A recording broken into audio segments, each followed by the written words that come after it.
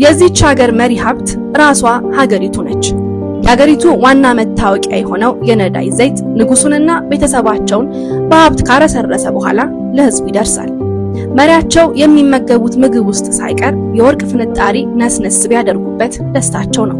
ከምግብ መለስ ሁሉም መገልገያዎቻቸው በወርቅ የተለበጡ ናቸው። እንደ መልካም የሚነሳው የዚህች ሀገር ህዝቦች የንጉሱን ያህል አይሆን እንጂ መሰረታዊ ፍላጎታቸው አልተጓደለባቸውም። እውነቱን ለመናገር ግን የዜጎቹ ኑሮ የንጉሱንና ቤተሰባቸውን ሩብ ያህል እንኳን አይሆንም። ዋነኛ ምግባቸው የሆነውን ሩዝ ከውጪ በገፋ አስገብተው በነፃ ያድላሉ። ትምህርትና ሕክምና ነፃ ነው። ቤት ለመገንባት አቅም ላለው ባዶ ቦታ በነፃ ይሰጣሉ። አይ ቤት መገንቢያ አቅም የለኝም ላለ ደግሞ መንግስት ገንብቶ ያስረክባል።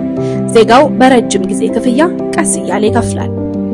እያወራን ያለነው ስለ እስያዊቷ ሀገር ብሩናይ ነው። ብሩናይ ከማሌዥያ እና ኢንዶኔዥያ ጋር ደሴት ትጋራለች። 5765 ስኩዌር ኪሎ ሜትር ስፋት አላት። ህዝቧ 460 ሺህ ገደማ ይገመታል። 78 በመቶ የሚሆነው ህዝቧ በከተማ ይኖራል። የዚህች ትንሽ ሀገር ንጉስ ሱልጣን ሐሳኒ ቡልካይ ይባላሉ። ከሰሞኑ በድንገት ባጋጠማቸው ህመም ለቀናት ሆስፒታል ቆይተው አገግመው ወጥተዋል።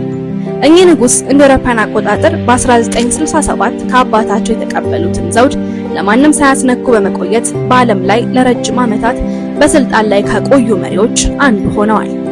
የ78 ዓመቱ ሱልጣን የብሩናይ ንጉስ ብቻ አይደሉም። የሀገሪቱ ጠቅላይ ሚኒስትር፣ የገንዘብ ሚኒስትር እንዲሁም የመከላከያ ሚኒስትርነቱን ጨምሮ ሌሎች በርካታ ስልጣኖችን ደራርበው የያዙ ናቸው። ለዚህች ሀገር ከኔ ሌላ ማንም አያውቅላትም ያሉ ይመስላሉ። ስለኚህ ንጉስ የተንደላቀቀ አኗኗርም ሆነ ከአይምሮ በላይ ስለሆነው ቅንጦታቸው ብዙ ተብሏል። ዛሬኛ ልናወጋቸው የፈለግነው ስለ ድሎታቸው ሳይሆን በየቀኑ መፈንቅለ መንግስት ሳይሰማባት በማታድረው ዓለማችን እንዴት በብሩናይ ለነዚህ ሁሉ ዓመታት ጸጥታ እንደሰፈነ ነው። ግማሽ ሚሊዮን ገደማ የሚገመተው የብሩናይ ህዝብ በዋናነት የማላይ ሙስሊሞችና የቻይና ዝርያ ያላቸው ዜጎች ድምር ነው። የእስልምና እምነት በሚከተሉት ላይም ሆነ በማይከተሉት ከ2014 ጀምሮ የሸሪዓ ህግ ተግባራዊ የሆነ ይገኛል። በዚህ ምክንያት የትኛውም የሀገሪቱ ዜጋ ከተፈቀደለት አለባበስ ውጪ መልበስ በፍጹም አይችልም። የአልኮል መጠጥም ሆነ የምሽት መዝናኛ አይፈቀድም።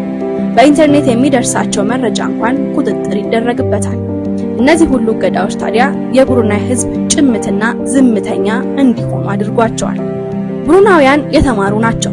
ምክንያቱም ከመጀመሪያ ደረጃ አንስቶ እስከ ዩኒቨርሲቲ ድረስ ትምህርት በነፃ ነው። ስለዚህ ጥራቱን የጠበቀ ትምህርት የትኛውም ብሩናዊ ከፊት ለፊቱ የሚያገኘው የመጀመሪያ ምርጫ ነው።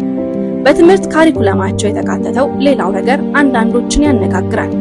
ንጉስ ሱልጣን የአገሪቱ የበላይ ጠባቂ፣ ፈጽሞ የማይጠየቁ፣ ለድርድር የማይቀርቡ እንደሆኑ በትምህርታቸው ይሰብካሉ። ስለዚህም የብሩናይ ህፃናትና ታዳጊዎች ዕውቀትና ታዛዥነትን፣ ትምህርትና ዝም ማለትን አዛምደው በብልሃት እንዲያድጉ ይጠበቅባቸዋል። በብሩናይ ቤተሰብና ዘመድ አዝማድ ሀብት ነው። ሰብሰብ ብለው በትልቅ ቤት ውስጥ በቡድን ይኖራሉ።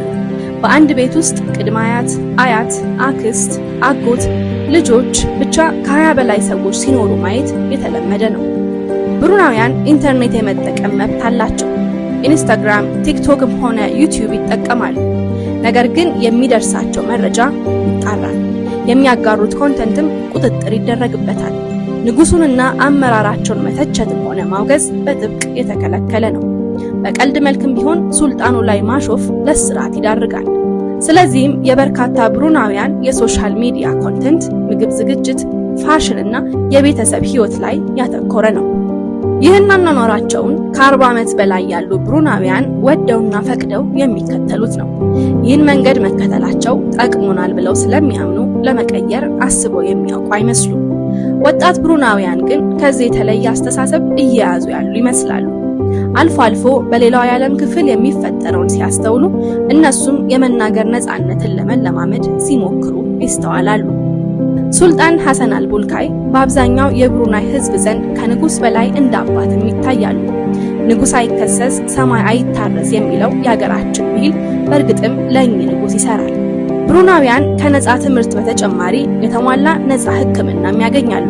ከሚያገኙት ገቢ ላይ ምንም አይነት ታክስ አይከፍሉም። አብዛኛዎቹ ከአማካኝ ከፍ ያለ ጥሩ ኑሮ አላቸው።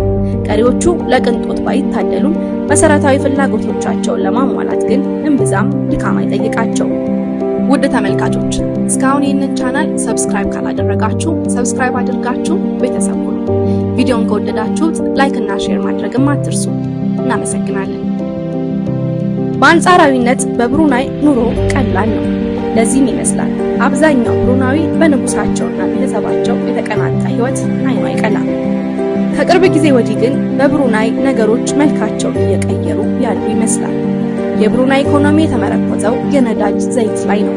ለዘመናት የንጉሱን ዘር ማንዘር አንደላቆ ያኖረው ነዳጅ ከቅርብ ጊዜ ወዲህ እየቀነሰ ነው። የሥራ አጥ ወጣቶች ቁጥር ከምን ጊዜውም በላይ ጨምሯል። አነስተኛ ቢዝነሶች በአመራሩ ጥብቅ ቁጥጥር ምክንያት መላወስ እንዳይችሉ ሆነዋል። የሌላ ሀገር ባለሀብቶችም በአገሪቱ ባለው አሰራር ምክንያት ሀብታቸውን ፈሰስ አድርገው ቢዝነስ ለመጀመር አይደፍሩም። እነዚህ ችግሮች ተደራርበው ሀገሪቱ በተለይም ወደ ጃፓን፣ ደቡብ ኮሪያና ሌሎች የእስያ ሀገራት የምትልከውን የነዳጅ ዘይት ብቸኛ የገቢ ምንጭ እንዲሆን አድርጎታል። ሀገሪቱ ኢኮኖሚዋን ለመደገፍ ፋይናንስ፣ የእህል ምርት፣ ቱሪዝምና ቴክኖሎጂ ዘርፎች ላይ ለመትጋት እየሞከረች ቢሆንም አመርቂ ውጤት እስካሁን አልተገኘም። IMF እና የዓለም ባንክ ሳይቀሩ ብሩናይ የገቢ ምንጯን ለማስፋት በርትታ መንቀሳቀስ እንደሚገባት በተለያየ ጊዜ ንጉሱን አስጠንቅቀዋል። መጥፎ መተንበይ አይሁን እንጂ የብሩናውያን ዕጣ ፈንታ ለወደፊቱ ያሰጋል። ሁኔታዎች እንዲሁ ከቀጠሉ የንጉሱ የቅንጦት ህይወትም ሆነ የህዝቧ የሰከነ አኗኗር መበጥበጡ እንደማይቀር የኢኮኖሚ ተንታኞች ስጋታቸውን እየገለጹ ይገኛሉ። የሀገር ልጅ የዩቲዩብ ቻናል ተከታታዮች ለዛሬ ያዝንላችሁ ታሪክ ይህንን ይመስል ነበር። ከወደዳችሁት ላይክ፣ ሼር እና ኮሜንት ማድረግ አትርሱ። በሚቀጥለው ሳምንት በሌላ ታሪክ እንጠብቃችኋለን። ቸር ያገናኘን።